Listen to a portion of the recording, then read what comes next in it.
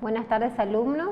Bueno, vamos a desarrollar la unidad número 7 y vamos a hacer una síntesis de lo que se entiende por derecho real de servidumbre. Vamos a hablar de la definición dada por el artículo 2162 del Código Civil y Comercial, que define al mismo como el derecho real que se establece entre dos inmuebles y que concede al titular del inmueble dominante determinada utilidad sobre el inmueble sirviente ajeno. La utilidad puede ser de mero recreo. Del artículo transcripto extraemos las siguientes conclusiones. La servidumbre siempre recae sobre inmuebles que deben ser además ajenos, pues este es un derecho real sobre cosa ajena. El nuevo Código Civil y Comercial distingue entre el inmueble dominante y el inmueble sirviente, siendo el inmueble dominante aquel cuyo titular obtiene una determinada utilidad del inmueble ajeno y el inmueble sirviente es aquel cuyo titular debe soportar la obtención de la heredad de determinada utilidad por parte del titular del inmueble ajeno. Bueno, en cuanto al objeto de las servidumbres, conforme lo establece el artículo 2163 del Código Civil y Comercial, la servidumbre puede tener por objeto la totalidad o una parte material del inmueble ajeno. Los derechos que la servidumbre atribuye sobre el fondo ajeno puede consistir en un usar de él o en impedir que el propietario ejerza alguno de sus derechos de propiedad. Desde la óptica opuesta, es decir, la del titular de la heredad sirviente, la servidumbre puede consistir en un no hacer o un dejar hacer. A modo de ejemplo, pueden citarse las servidumbres de paso respectivamente. No obstante, nunca la servidumbre puede implicar una obligación de hacer para el titular del inmueble que soporta la carga. En cuanto a la clasificación de las servidumbres, podemos clasificar las mismas en positivas y negativas o afirmativas o negativas, siendo la servidumbre positiva cuando la carga real consiste en soportar su ejercicio, cuando obliga al titular del fondo sirviente a dejar hacer algo a un tercero. Ejemplo de ello son las servidumbres de tránsito o de sacar agua. Y las servidumbres negativas cuando la carga real se limita a la abstención determinada impuesta por el título. Por ejemplo, la de no edificar o la de realizar determinado tipo de actividades en el fondo gravado por parte de su titular. En cuanto a las servidumbres forzosas o no forzosas, según el artículo 2166 del Código Civil y Comercial, dispone: nadie puede imponer la constitución de una servidumbre, excepto que la ley prevea expresamente la necesidad jurídica de hacerlo, caso en el cual se denominan forzosas. Y las servidumbres nominadas e innominadas, el artículo 2166 del Código Civil establece, nos remite a la existencia de servidumbres nominadas en el Código, como por ejemplo las de tránsito, la de acueducto, la de recibir agua e innominadas por otra. Las servidumbres nominadas se encuentran un poco más tipificadas que las genéricas, sin que estas últimas dejen de estar. En cuanto a la clasificación de servidumbres real y personal, el artículo 2165 establece que la servidumbre personal es la constituida en favor de persona determinada sin inherencia al mueble dominante. Si se constituye a favor de una persona humana, se presume vitalicia. Si del título no resulta una duración menor. Servidumbre real es la inherente al inmueble dominante. Se presume perpetua, excepto pacto en contrario.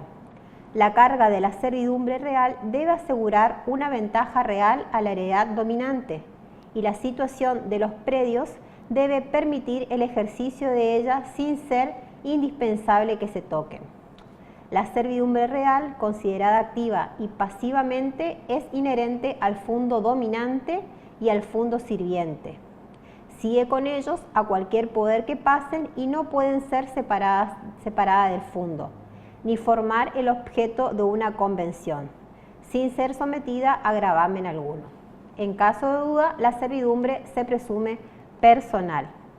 Bueno, aquí el Código Civil y Comercial adopta otra clasificación que distingue las servidumbres reales de las personales.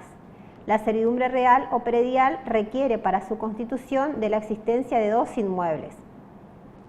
La ventaja que brinda la heredad sirviente debe recaer en beneficio del predio dominante y no de su titular. De este modo, no posee ninguna incidencia el cambio en la persona del titular o del poseedor del fundo dominante. Según la norma, el beneficio o ventaja real le corresponde al fundo dominante sin que importe quién sea su titular. En síntesis, en las servidumbres reales o prediales, un fundo sufre una limitación extraordinaria, que importa una ventaja para el otro fundo. Esta es una característica distintiva y tipificante de las servidumbres reales, sin perjuicio de la posibilidad de la existencia de servidumbres personales, en las cuales en lugar de haber fundo dominante, habría titular dominante, pues es un sujeto el que beneficia de la servidumbre a costa del predio que la sufre. En la servidumbre personal también se requiere la existencia de dos inmuebles, pero a diferencia de la servidumbre real, la utilidad de la heredad sirviente no recae directamente sobre el predio dominante, sino sobre la persona de su titular. Por ejemplo, si en razón de su actividad agrícola, ganadera, etc., a una heredad le interesa contar con otro camino hacia la vía pública, podrá constituir por contrato una servidumbre de paso con otro predio vecino que soportará el gravamen, en cuyo caso quedará establecida no en favor del fundo dominante en sí mismo, sino en la persona de su propietario. De esta manera, la servidumbre personal provee de una ventaja a una persona determinada, porque establece un vínculo entre una persona y una cosa, que desde el punto de vista activo es el derecho que tiene una persona de obtener una utilidad de la cosa de otro, y desde el punto de vista pasivo es una carga impuesta a una cosa de procurar una ventaja a una persona distinta del propietario. Por el contrario, la servidumbre real es desde la óptica activa el derecho atribuido a un predio de retirar utilidad de otro, mientras desde que la óptica pasiva es el gravamen impuesto a una heredad de otorgarle una ventaja a otro inmueble. Bueno, en cuanto a la constitución de las servidumbres, las mismas se pueden constituir por contrato, por disposición de última voluntad, por usucapión y por ley. Esas son las servidumbres forzosas. En cuanto a la constitución por contrato, el artículo 2977 del Código Derogado prescribía que las servidumbres se establecen por contratos onerosos o gratuitos, traslativos de propiedad. En cuanto a la doctrina, Borda criticaba la redacción del mencionado artículo, por cuanto no se transmite la propiedad, sino que se constituye un derecho real sobre cosa ajena.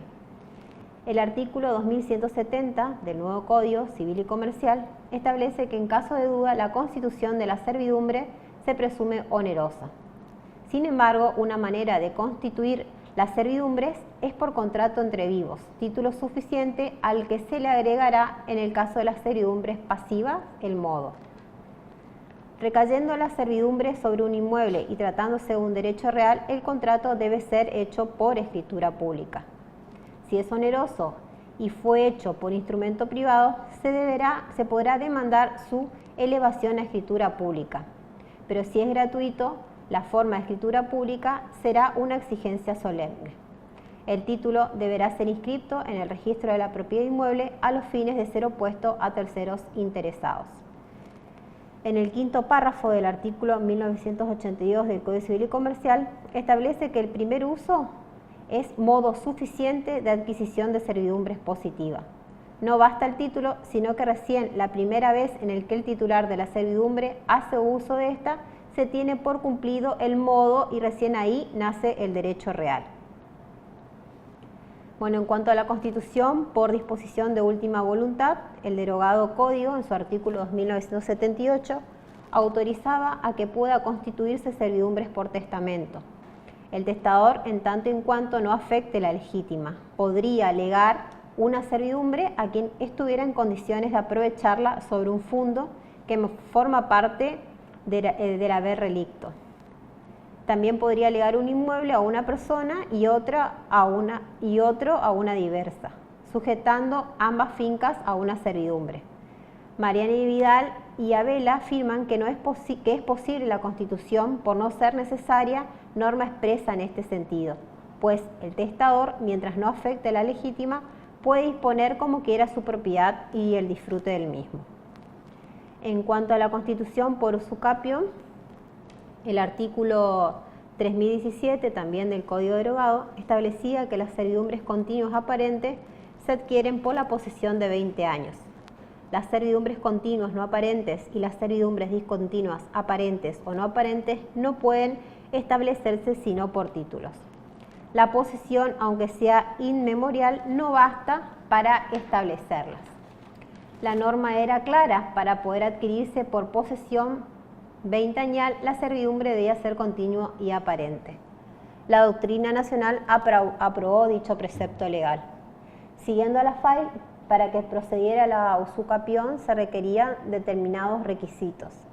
Uno de ellos era que se trate de una servidumbre autorizada por ley, otra que el derecho de servidumbre se ejerza con el ánimo de ser titular de la misma, y otra que la posesión tenga todas las notas necesarias para permitir la prescripción adquisitiva. En cuanto al plazo para computar la prescripción adquisitiva, la FAI afirma que el comienzo del término se verificaba desde que comenzaban los actos de ejercicios de las servidumbres del propietario del fondo dominante. Borda establecía que desde que empezaron a constituirse en inmueble vecino las obras destinadas a la servidumbre, por ejemplo, desde que empezó a acabarse el acueducto, ahí comenzaría a correr el plazo para computar la prescripción adquisitiva. Para Mariana y Vidal, la usucapión de servidumbre ha quedado descartado del nuevo Código Civil y Comercial. Por disposición de la ley, estamos hablando aquí de las servidumbres forzosas, la ley puede disponer que las servidumbres nazcan en forma coactiva por distintas razones de utilidad y de mejor aprovechamiento de los inmuebles. La ley da la facultad al titular del predio, en las condiciones que ella dispone, para solicitar el establecimiento forzoso de la servidumbre. Dice el artículo 2166 que nadie puede imponer la constitución de una servidumbre, excepto que la ley prevea expresamente la necesidad jurídica de hacerlo, caso en el cual se denomina forzosa. El propio artículo 2166 va a crear 3 servidumbres forzosas: la servidumbre de tránsito, la servidumbre de acueducto y la servidumbre de recibir agua. Bueno, habíamos dicho anteriormente que el artículo 2166 dispone que nadie puede imponer la constitución de una servidumbre, excepto que la ley prevea expresamente la necesidad jurídica de hacerlo, caso en el cual se denomina forzosa. El mismo artículo 2166 habla de las 3 servidumbres forzosas, que son las que vamos a empezar a exponer ahora, hablando de la servidumbre de tránsito, la servidumbre de acueducto y la servidumbre de recibir agua. En cuanto a la servidumbre de tránsito, es definido como el derecho que posee el propietario de un fondo o titular de otro derecho real sobre él de pasar por un inmueble ajeno. Así, la servidumbre de tránsito es constituida a favor de un predio destituido de comunicación con la vía pública, y la ventaja real importa el paso sobre el predio sirviente. El presupuesto previsto en la norma es que aun cuando el inmueble posea cierta comunicación con la vía pública, le resulte insuficiente. El encerramiento del predio puede ser físico o funcional, es decir, que el fondo dominante, atento a la explotación económica que allí se desarrolle, requiera de otra vía de comunicación acorde con aquella actividad. Ahora bien, debe tratarse de una verdadera necesidad, no de una mera comodidad para el predio dominante. Esta puede ser voluntaria o coactiva. En cuanto a la servidumbre de acueducto, esta servidumbre se refiere al paso de agua por el predio sirviente mediante una canalización. Esta servidumbre es de carácter real y es una servidumbre real y positiva. Bueno, en cuanto a esta servidumbre, se refiere al paso de agua por el predio sirviente mediante una canalización. La ventaja está constituida por el hecho de hacer entrar agua a un inmueble propio que proviene de un inmueble ajeno. Este derecho corresponde al titular de dominio y en principio a otros poseedores legítimos, por ejemplo, el usufructuario. La norma prevé el presupuesto que debe cumplirse para que el gravamen quede impuesto, esto es, cuando resulta necesaria para la explotación económica establecida en inmueble dominante o para la población. En este último caso, la doctrina apunta que la servidumbre parece tener naturaleza administrativa. Nótese que en las servidumbres administrativas el fondo sirviente es el afectado, pero el predominante suele no aparecer muy claro y puede no existir. Bueno, en cuanto a la servidumbre de recibir agua extraída o degradada artificialmente, esta misma consiste en la tolerancia de parte del fondo sirviente del ingreso de agua que provenga de otras heredades. A diferencia de la servidumbre de acueducto, aquí el destino del agua no es el fondo dominante, sino el fondo sirviente. Cabe aclarar en torno a este derecho es que el predio sirviente recibe las aguas artificiales originadas en un fondo superior y éstas llegan allí como consecuencia de la acción de una maquinaria que extraía el agua. Ahora bien, el artículo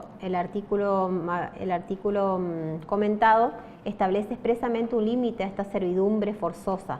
Esto es, que el gravamen no cause un perjuicio grave para el fondo sirviente, pues en caso contrario será necesaria la canalización subterránea de agua o mediante cañerías.